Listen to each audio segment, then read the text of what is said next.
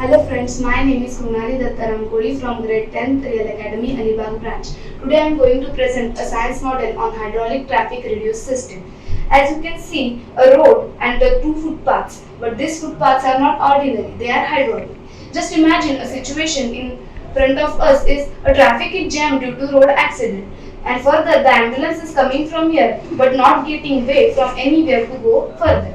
So to help this ambulance to take the patient to the hospital, we to use this hydraulic traffic reduce system. So we have to just reduce the pressure of water, as you can see here.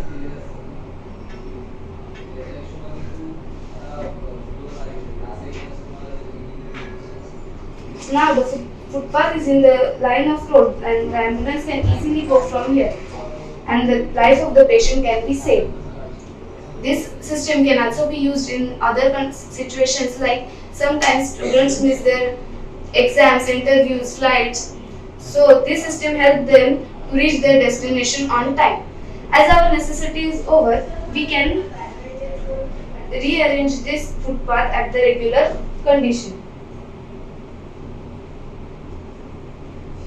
This system saves our time and act as a permanent solution on the traffic. Thank you.